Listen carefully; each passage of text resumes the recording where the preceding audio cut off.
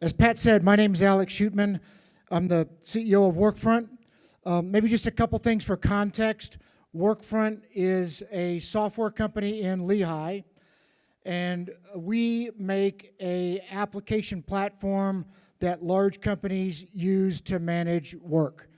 The best way for me to explain that to you is companies buy an application called Salesforce to manage their customers. They buy a company called Workday to manage their employees, and they buy Workfront to manage their work. So think about Workfront that way. Personally, for a little bit of context, I am married to my wife, Brittany. We have been together for 37 years, and we have, thank you, we have never had a fight that I won. We have 4 kids, 25, 20, 18, and 14. And for those of you that are like me, are used to a public company, I actually introduced my kids as 100 quarters old, 80 quarters old. Well, you kind of get it. Let me start by saying, wherever you are with your company on your diversity journey, I'm not here to tell you what you should believe, and I'm not here to tell you what you should do. But I will be very upfront to tell you that I believe that diversity is both a business obligation and a moral obligation. So it's not just a business obligation, it's not just a moral obligation, it's both a business and a moral obligation. And if during our conversation over the next 20, 25 minutes, if you pick up one thing that encourages you or your company to take a next step in your diversity journey, that's awesome. If you pick up one activity that could be a best next action for your organization, that's awesome as well. Because I think what I've come to learn is that, at least for us at Workfront, it wasn't about executing a flawless plan. It was about doing things that changed the heart of the company.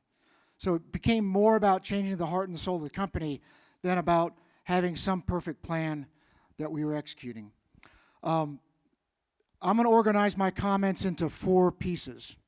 The first is I want to talk about why we embarked on a diversity journey to begin with. What was the reason?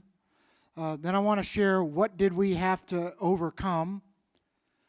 And then I'll talk about some things that we did and continue to do. And then at the very end, I'll share some results. And then we'll have a panel come up and take some questions. Why? I came to Workfront. We moved to Salt Lake City from Austin, Texas, and I was asked to take over Workfront as a company. And as you do, anytime you're a CEO, you do a complete strategic review of the company and look at what you're going to need to do to be successful.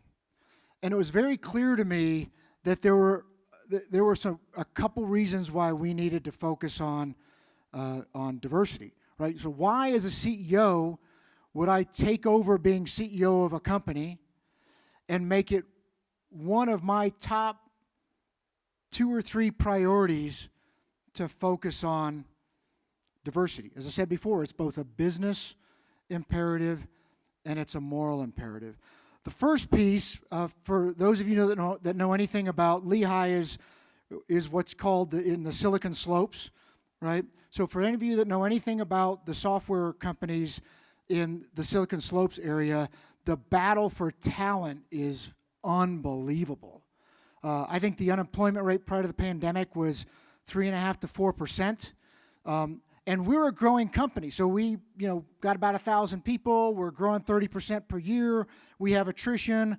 I mean, we're trying to hire 400 people a year or more. And so the very first thing that it was about is we needed talent. And from my perspective, and we use this phrase internally at Workfront where we talk about Like, I don't care what you look like, and I don't care who you love.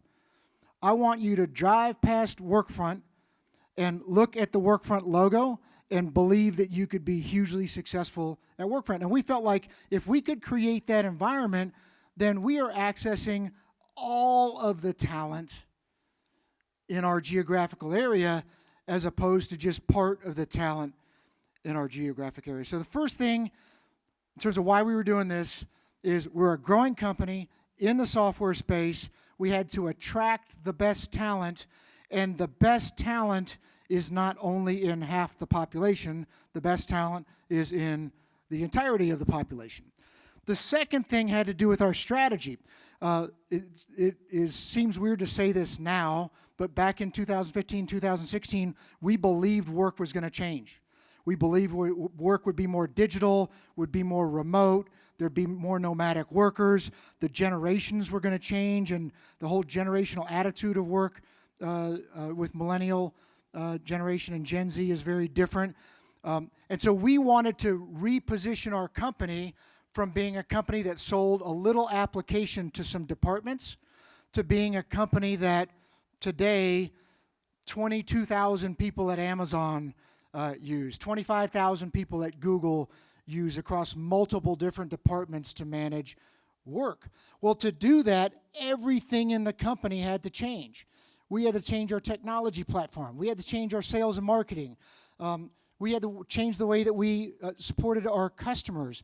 And we had a very insular culture in our organization that was not used to looking outside of Workfront for better ways to do things. It was used to just looking inside the company for the current way that we did things. And so, look, we needed to inject brand new people into the organization or we would be unsuccessful strategically. So that was the second big reason why we had a diversity initiative. The third reason is when you get to be 1,000, 2,000 people, the senior team doesn't run the company. You need people closer to the front line collaborating across functions to be able to be successful. And so we needed to build a culture that people that were men and women, different races, people from the LGBTQ community, that they were all very comfortable working with each other, or else we couldn't grow past, if you ever heard of it, there's a number that's called Dunbar's number. And it's the number at which a leader can lead by personally knowing everybody in the organization. And it's about 100 people, right? So that was a third reason. And then the fourth reason is 60% of our customer decision makers are women. One of the primary functions that we sell into it is marketing. And so when I first got to Workfront, by the way, it was nobody's fault. It's just not having a broad perspective. So when I first got into Workfront and you read, for example, Workfront's marketing material, if you're a woman, it wasn't attractive, right? You could not see yourself in the way that we communicated to the market. So the fourth reason that we had to have a diversity initiative was because our customers were not all white programmers from Utah County, and we had to be able to understand our customers and identify with our customers for us to be successful. So that's why we focused on a diversity initiative. What did we have to overcome? Pat already mentioned this. Utah demographics. By the way, Utah's my home state now, so if I say something that sounds bad, I'm not trying to talk down to the state. I'm just trying to state the facts, right? Was worst state for women's equality 3 years in a row when I came into Workfront. So now imagine I want the best talent on the planet, and I'm going out to hire a VP of product, and I'm going to convince her to move her family or herself to Utah, and she does some research. And I had those conversations with people, right? We came this close to hiring a phenomenal female CFO for Workfront. Lives in Seattle. I would hire her 12 out of 10 times. And pen was above paper. And she finally just said, I can't do it. I can't do it. And that's why I'm so grateful for Pat and her organization, because what Pat and her organization are doing is giving companies like ours the opportunity to be more competitive, frankly. So that was one of the things that we were having to overcome. Technology demographics. Only 26% of the jobs in a technology company are held by women. The attitude in our company was a zero-sum attitude. So the attitude in our company was, well, if a woman gets a job, then I'm not going to get a job. So it was not an abundance mentality, which was, gosh, if we can all grow, look at all the opportunities. It was more of a zero-sum mentality. And finally, our supporting systems were not in place. And those supporting systems are both human systems and business systems. I'll give you an example of a human system. And by the way, you can quote me on this. I've spoken this. Everything I'm going to tell you, I've spoken in front of Workfront, so I'm not shy about it. But as an example, nobody's fault. It's the result of not having diverse people sitting around the table when you start making decisions. Our recruiting video, I called the bro hug video.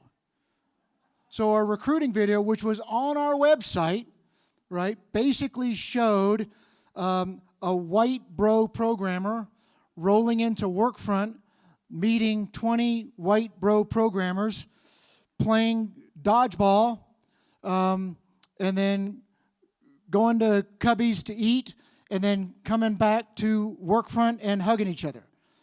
And you look at that, you're like, well, who's going to look at that video and say this is if they're not a white bro programmer? By the way, our white bro programmers are really successful. I need them in the company. So this is not disparaging that population. It's just who that doesn't look like that is going to look at our recruiting video and say, wow, I see myself there. And then from a business systems perspective, we didn't have, we weren't tracking any diversity. Our benefits were horrendous. And that kind of gets into what I like to bridge to, which is, okay, so what do we do? So here we are. We're a company that has an opportunity to be the next Salesforce out of Lehi, Utah. We have real business reasons to do this. We're facing some headwinds. So now what do we do to start making progress? Well, the first thing that we did is we wanted to assess the current state. The very first thing that I did when I rolled into Workfront was hire a new head of people and culture. She's amazing. Her name is Butler. She would be here today if she wasn't with her husband scuba diving in Belize. And so Laura comes in, grew up with a tech background, and she's like, first thing we got to do is we got to look at our compensation data. So we pulled the compensation data, which we didn't have any really, but what it showed us was that women were paid at the 87th percentile of men. But when we unpacked it a little bit further, what it said is at the frontline jobs, it was actually at the 99th percentile. But it turns out the reason it was at the 87th percentile was because we didn't have women in leadership across the entire company. So then we're like, okay, we don't have women in leadership. And I happen to know Heather Zinzak, who was the CMO at, I think, Domo at the time. And so I had lunch with Heather, and I said, we don't have any women in leadership, so what do I do? She goes, well, the first thing you got to do, so this is what we did next, is we started reaching out to the experts, right? I'll give you another example of not having demographics. So we've got the salary data, then I'm like, okay, I want to understand the racial makeup of our company. Nobody's fault, by the way. This is nobody's fault. It's because we weren't paying attention to it as a business issue. So I'm interviewing people for the people and culture job, and one of the people that I'm interviewing, she sits me down and she goes, you know, you asked that question of your team the other day. Actually, she goes, you know, you asked that question of your team 2 weeks ago about the racial makeup of the company. I said, I did, and it's taken a long time to get an answer. Why is that? She goes, well, do you know how they're getting you the answer? I'm like, well, they're like logging into the HR system, right? They go, no, they're going to Facebook. And they're looking at everybody's Facebook profile and trying to guess what race they are. I'm like, okay. So that's what I mean about kind of underlying systems weren't there. Not because people were bad, but because what do we do as executives? If we have a business issue, we baseline it, we measure it, we report on it. And so we just weren't treating it as a business issue. So we first thing we did is we assessed the current state. And then the second thing we did is we got coaches. So I'm talking to Heather. I'm like, what do we do? She said, you need to meet Cindy Tetro. She's the president of the Women Tech Council in Salt Lake City. Great. Sydney, come on over. So Sydney has a meeting with us, and like in 7 minutes, she goes, dude, you got a problem. Your benefits for women stink. And she pulled up our benefits and benchmarked it against any other company that was successful in recruiting women. She's like, look at this, look at this, look at this, look at this. If I'm a woman, why am I ever going to come? Your benefits say don't come work here. I'm like, okay, this is deeper than I thought. So who do I talk to? She goes, you need to meet Pat Jones. Pat Jones is your coach. So at that point, that's when I got to meet Pat, and Pat was starting the Women's Leadership Institute, and Pat actually, thank you very much, Pat invested a lot of time in Workfront, helping us build our plan of the things that we needed to do. So we had a real business issue. We had some headwinds. What are we going to do? We're going to assess the current situation. We're going to get some coaching. And then we kind of did two things. The first is we did some visible things. So we did visible things and we did some systems changes.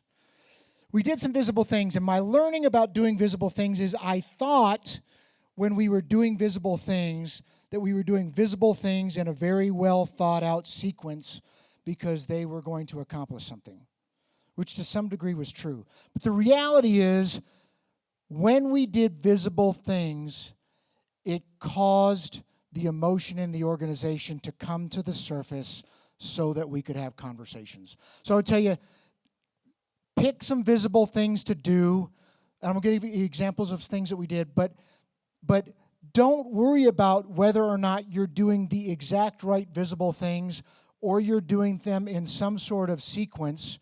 Just do them, because when you do them, it causes the emotion that's in the organization to come to the surface. And by the way, it's not because anybody's bad, but if you're going to change something, people are always going to hold on to the past. It doesn't mean that they're bad. They just have to go through the change cycle.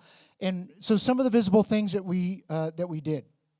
The first thing we did was we took the ElevateHER challenge, right? And there's some very specific things that are in the ElevateHER challenge, like you should report on the percent of women in leadership. You should measure and report on income levels. And so that became something all the way up. Comp committee at the board. We're going through all of the compensation of men and women in every single position up and down the entire organization. One of the things that we did that was powerful because it created emotion was we took the parity pledge. The parity pledge basically says if you have a VP job and you want to fill it, you have to at least interview one woman for the job. Doesn't mean you have to hire them, right? So this is not about a charity job that, we got a VP job, we need to put a woman in it because we're trying to hit a diversity quota. This is just about if you're going to hire a VP, you have to have one woman on the, and people are like, well, it's going to take so long and this and that and the other, and we just said, sorry, we took the pledge. And the great part was the male leadership in the company shot a video of them signing the pledge. And that was super powerful to get the legacy leadership inside of Workfront to basically state the reason why. Why was this important? And why did it create emotion? We have best and worst thing I ever did is I have an anonymous CEO suggestion box. Comes straight to me. Painful sometimes, right? But when we took the parity pledge, then I was getting anonymous feedback, which was, hey, I'm white and Mormon, and I don't think I have a future in your company. That was good to hear. It wasn't good that somebody felt that way. That wasn't what we were trying to create. But to be able to have people start to speak that this was a fear that they had, then allowed me from my position to be able to speak directly to that fear to the company. I've gotten feedback that this is what people are worried about. So let's talk about this, right? So I can help you understand why we're doing this. Probably the most, I didn't intend it at the time, but the thing that we did that turned out to be the most emotional, that created the best conversation in the company, is Workfront, for the first time in its life, marched in the Pride Parade in 2016 or 2017 in the LGBTQ Pride Week in Salt Lake City, and there's a Pride Parade. It wasn't a big decision to me. Somebody came to me and said, can we support the Pride Parade? I'm like, that sounds like a good thing to do, because we want people from that community to love Workfront and work for Workfront. So let's support the Pride Parade. And there were only about 20 of us that marched in the first Pride Parade. Now there's a couple hundred from Workfront that will march. But what it created, once again, the most important thing that it created is that people in the company thought we were trying to be political, which was awesome to learn. I didn't understand that. I didn't understand that people in the company were like, oh, you moved from Austin, Texas. Laura moved from San Francisco. You guys are trying to screw all this up, and you're trying to make some political statement within Utah, which was not the case. We were just trying to attract great talent. But because we marched in the Pride Parade, and it created the tension in the company, it gave us, and you know, I didn't grow up in the Mormon church, and so I moved to Utah. I did what, like, if you moved to Germany to run a company, you would learn the culture of Germany, right? So I'm like, I should learn the culture of Utah. And so what this created was an opportunity. We're 1,200 people. You can imagine there's several bishops in our company. So this gave me the opportunity to sit down with the bishops in our company and say, look, I studied the Mormon doctrine on the homosexual community, and this is what I think your doctrine says. Do I have your doctrine right? Like, you have our doctrine right. So help me understand how marching in the Pride Parade is against your doctrine. I wasn't trying to be rude. I was just trying to be respectful of a very important community within our company.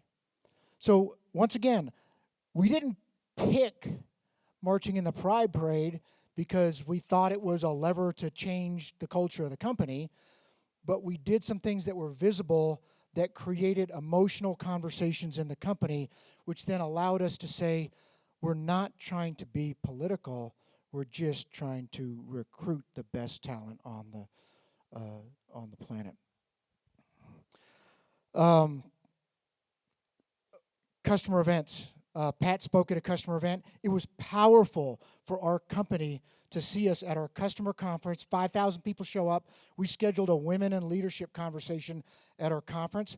It was very powerful for our company to see that it was a standing room only, sold out section of our customer show, right? That Pat was able to support us in. Okay, I'm going to go fast so we can have our panel. That was a really important thing, but I don't have time to tell you. Supporting systems, benefits, parental leave, breastfeeding rooms, hospital-grade pumps that we bought, parking for upfront parking for women who are pregnant, reporting so that we made sure that we understand how people were paid, leadership training. One of the most powerful things that we did that, like I would say, if the Pride Parade created the most intense emotion in the company, which then once again created a lot of healing in the company after that. The thing that we did that was so powerful that created a language is we do leadership training where it's personality. So it's if I'm working with Pat, how does Pat communicate? How does Pat make decisions? What's her communication preference? And it puts you in one of 4 categories: red, yellow, green, blue. Red is be brief, be right, and be gone. I'm red. Yellow is where's the party? Blue is show me the data. And green is show me you care. Basic Jungian psychology. But what we did is because everybody in the company went through this training, it became a language that we used in the company that was not men-women language.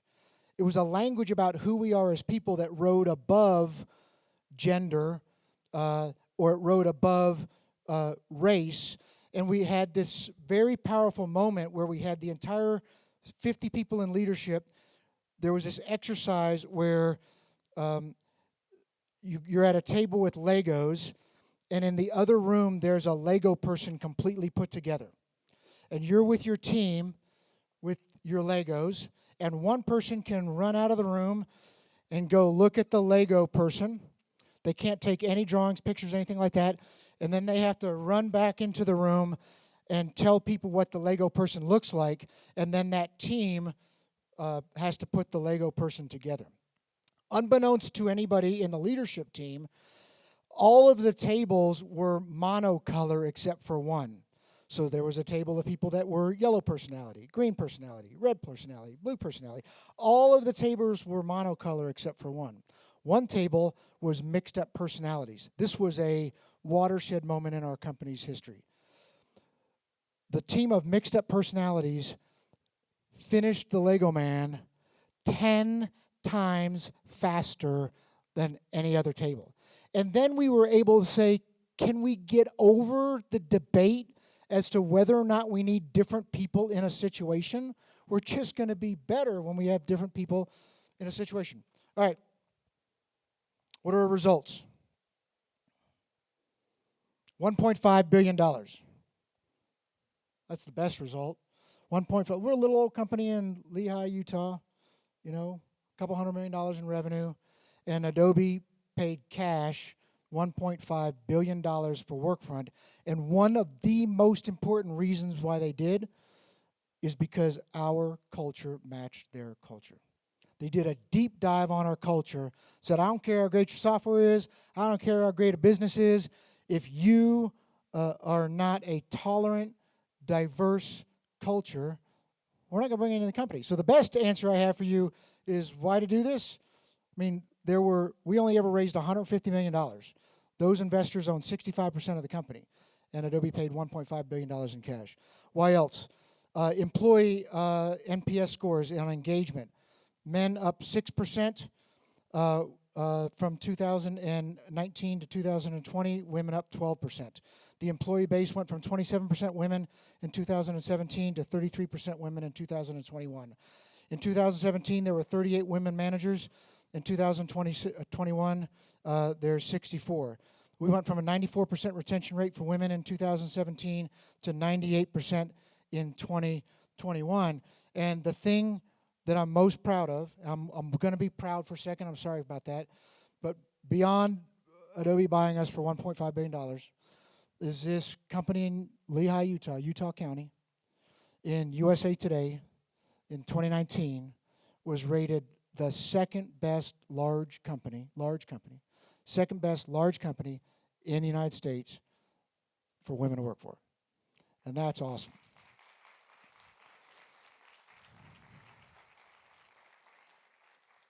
I told you already, I don't have to be convinced. It's a moral imperative. It's a business imperative. There are very specific business reasons why we needed to have a diversity initiative. We had a lot of headwinds, right? But what I believe is if you sit down and treat it like any other business issue that you have, right, where you assess the situation, you get some expertise, you start making systems changes, you start taking visible action so that people can see you as an executive are serious about it, you can make the same kind of progress that we made as Workfront. So with that, I think we'll shift to the panel.